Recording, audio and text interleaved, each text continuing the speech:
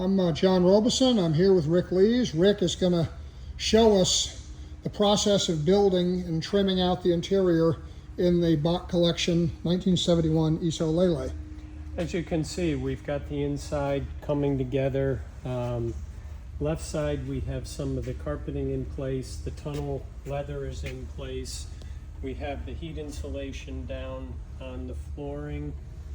And the carpet is actually worth noting too, isn't it, Rick? Yeah. Look at this. This is a current reproduction of what was once a molded rubber ISO heel pad. And look at this. This is how ISO did it, and of course how we do it now. Yep. This is hand edged, hand cut. This is good, high quality carpet. This is real wool. It's not the inexpensive domestic stuff. So Yep.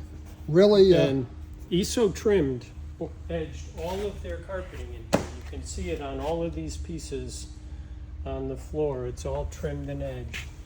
and you can see that we've carried the leather fully around the corners, and you can actually see it if you look inside the dash. You can see how we didn't just cover this, but we carried it inside. Yeah, So it is. All the components are as ISO built them. These This panels is- are all newly made. This is glued to the door. The panel goes below it. You can walk around to the other side and see this side we have all the carpeting and the sill plate and the molding and everything in. This is all glued down. This flap is as ISO built it.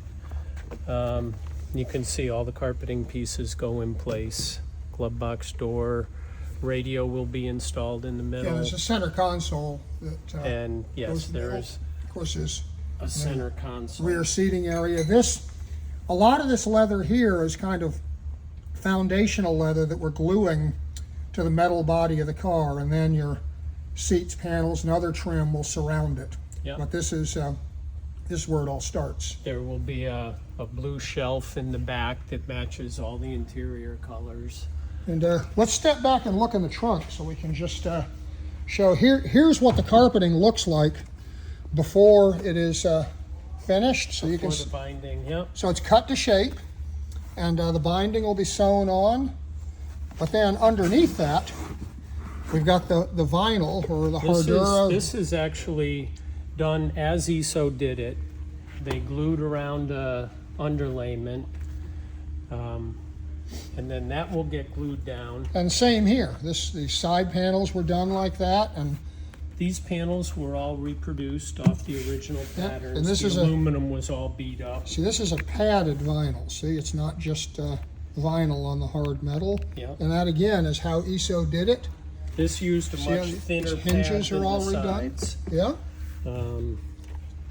Spare tire cover, and this is how we know the pattern of the fabric. This is ISO's original spare tire cover. So we had a good example of the pattern. There were a couple different patterns that were used. We have an original example of a different car, but it's a couple years later. And the pattern was a little different, but because this was the one that was original to this car, we elected to do the pattern inside the trunk as it was in this.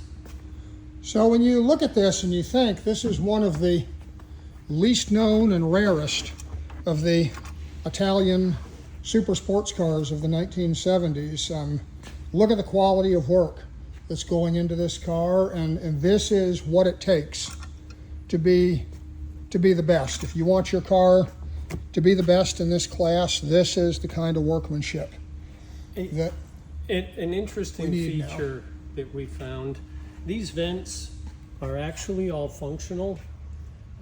This will draw air out, these will draw air out, and they're all ducted together, and they come to a pipe inside this side pocket that's just open up in here, and it exhausts the inside air out.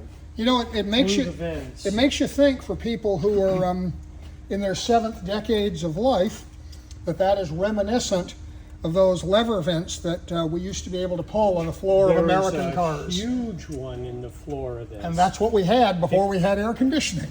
It comes right down from the tunnel. Yeah, right That in there, big yeah. thing right there is a huge lever that pulls down and opens. And that's the vent, so that's what this thing has in common with your father's 1962 Chevy station wagon. That and the engine.